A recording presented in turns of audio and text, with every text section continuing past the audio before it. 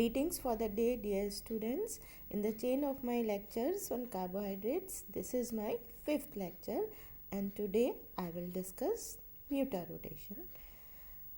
Carbohydrates पर मेरे lecturers की श्रृंखला में ये मेरा 5वां लेक्चर है, जिसमें मैं म्यूटा-रोटेशन या परिवर्ती घूर्णन के बारे में जानकारी दूंगी. सबसे पहले हमें जानना पड़ेगा कि जो मोनोसैकराइड्स हैं उनकी जो विवृत श्रृंखला की जो संरचना है उसके क्या दोष हैं. The drawbacks of open chain structure of monosaccharides. Glucose की ओपन चेन स्ट्रक्चर के आधार पर इसके कुछ प्रॉपर्टीज़ या गुण ऐसे हैं जिनको हम एक्सप्लेन नहीं कर सकते, जिसमें से सबसे पहला है ग्लूकोज शिफ अभिकर्मक को गुलाबी नहीं करता. It does not turn Schiff's reagent pink. यह सोडियम बाइसल्फाइड के साथ योगात्मक उत्पाद नहीं बनाता है. It does not form addition products with sodium bisulfite. Glucose 2 रूपों में पाया जाता है. It is found in 2 forms.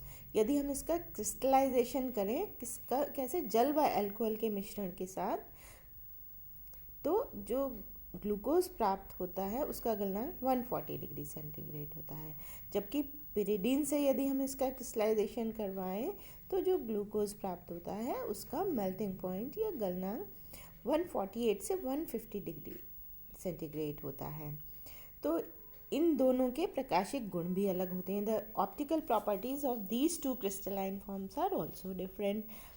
First वाले का जो ऑप्टिकल रोटेशन है वो +112 डिग्री, और सेकंड वाली जो फॉर्म है जो हमको पिरिडीन के साथ प्राप्त हुई थी उसका ऑप्टिकल रोटेशन या स्पेसिफिक रोटेशन +19 डिग्री होता है. तो इन दोनों फॉर्म्स को हम अल्फ़ा ग्लूकोज और बीटा ग्लूकोज के नाम से जानते हैं. ग्लूकोज फोर्थ इसका जो डिफेक्ट है वो ये है कि ग्लूकोज को HCl की उपस्थिति में मीथेनॉल के साथ गर्म करने पर 2 आइसोमेरिक मेथिल ग्लूकोसाइड्स प्राप्त होते हैं. We get 2 isomeric methyl glucosides when glucose is heated in presence of HCl and methanol.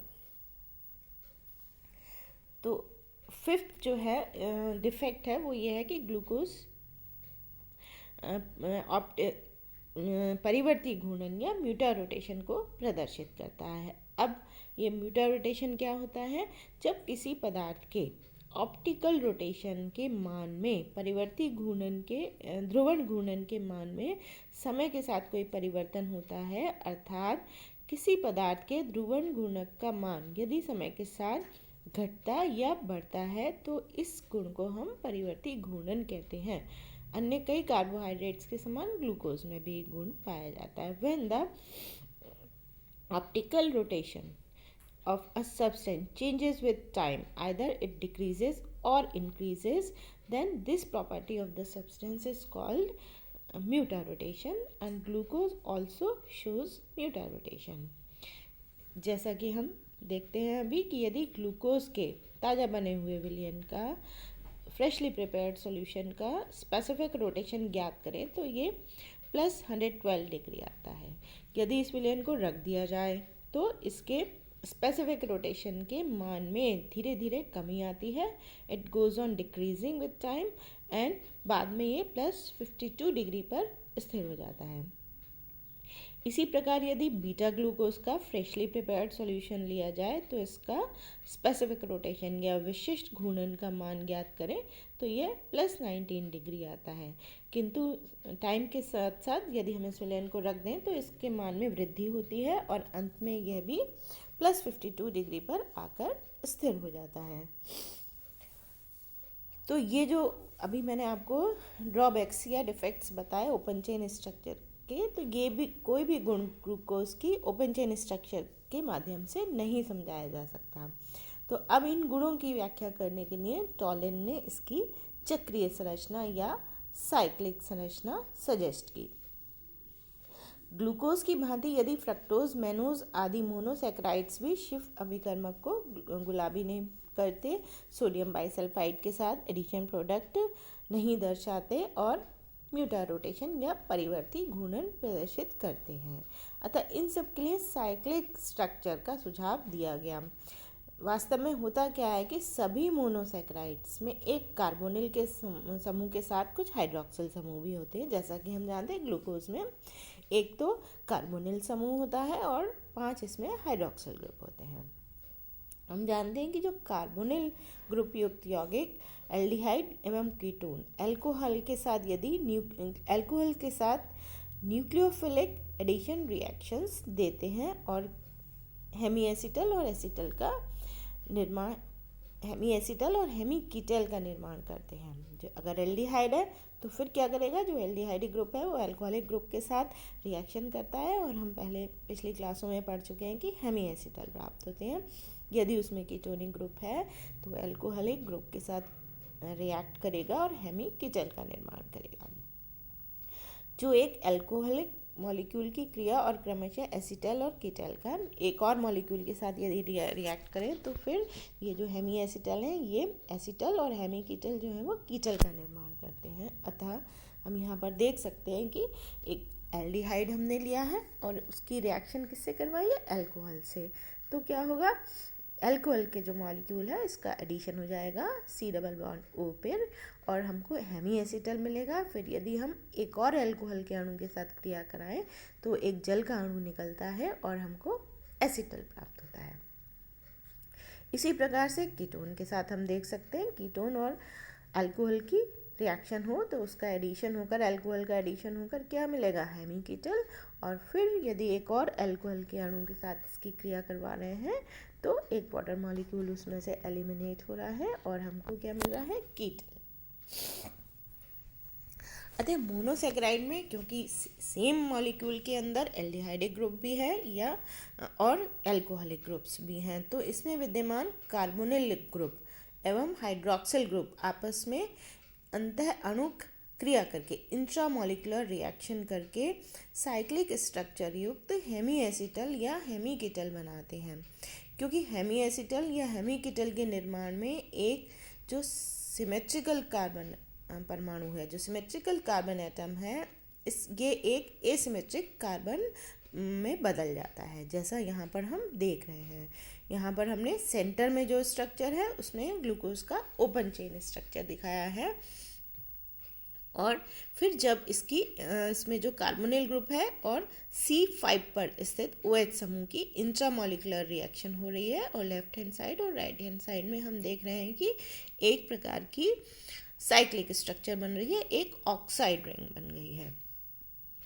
तो जो C1 कार्बन परमाणु संख्या 1 है उस पर हम देख रहे हैं कि पहले जो कार्बन परमाणु था जो कि जिसकी 2 वैलेंसी ऑक्सीजन एटम से जुड़ी हुई थी, अब ये क्या हो गया, ये एक एसिमेट्रिक कार्बन एटम पर में बदल गया, असममित कार्बन में बदल गया, जिसको कि हमने स्टार से प्रदर्शित किया है।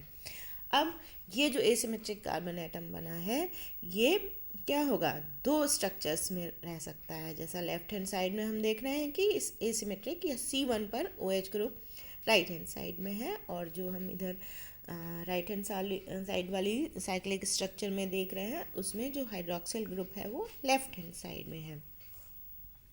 तो हम देख रहे हैं कि इस प्रकार एक नया एसिमेट्रिक कार्बन एटम बना और ये जो एसिमेट्रिक कार्बन एटम है ये 2 पॉसिबल स्ट्रक्चर्स में या 2 समावयवी संरचनाओं का में रह सकता है और इस प्रकार हमको 2 आइसोमर्स का एक पेयर बनने की संभावना हो रही है। इनको हम क्या कहते हैं, anomers. These are called anomers. अर्थात ग्लूकोज हम देख रहे हैं कि इस प्रकार से अल्फा और बीटा 2 एनोमेरिक रूपों में प्राप्त हो सकता है।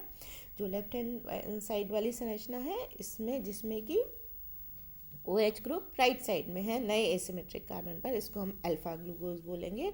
जबकि जो C1 है या नया एसिमेट्रिक कार्बन एटम बना उसमें OH group left hand side में है तो इसको हम बीटा एनोमर बोलेंगे या बीटा ग्लूकोज कह सकते हैं।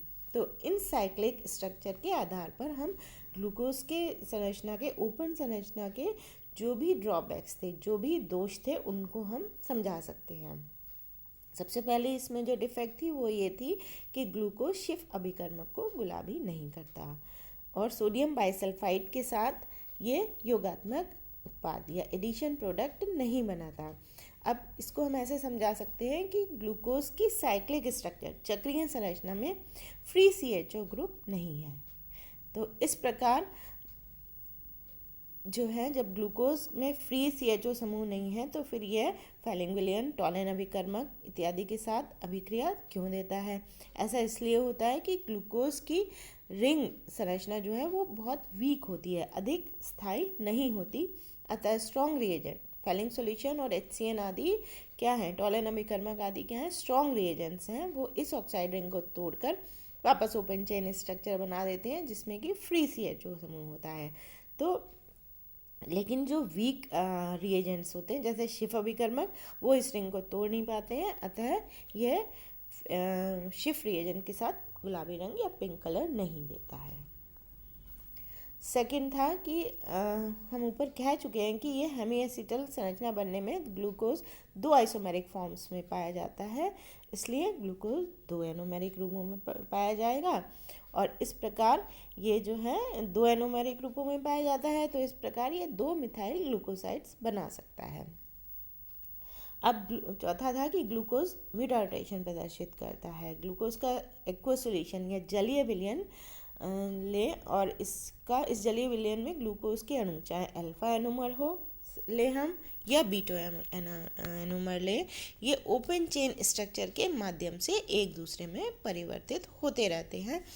चूँकि ये अभिक्रियाएं कैसी होती है, उत्क्रमणीय होती हैं या रिवर्सिबल होती हैं, अतः कुछ समय पश्चात एक साम्य स्थापित हो जाता है या इक्विलिब्रियम इज एस्टैब्लिश्ड।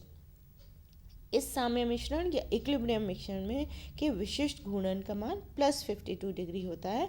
यही कारण है कि चाहे हम अल्फा ग्लूकोज से प्रारंभ करें या बीटा ग्लूकोज से, विशिष्ट घूर्णन +52 डिग्री पर आकर स्थित हो जाता है, जिस पर कि ग्लूकोज की अल्फा और बीटा अवस्थाएं ओपन चेन स्ट्रक्चर के माध्यम से साम्य अवस्था में होती हैं, जैसा कि हम नीचे इस अभिक्रिया के या रिएक्शन के माध्यम से दे सकते हैं। अल्फा ग्लूकोज जिसका कि स्पेसिफिक रोटेशन 112 डिग्री है, ये it is in equilibrium with glucose the open chain structure, glucose की विवृत श्रृंखला के साथ साम्य में है, और ये फिर बीटा ग्लूकोज के साथ साम्य में है जिसका कि स्पेसिफिक रोटेशन +90 डिग्री सेंटीग्रेड होता है।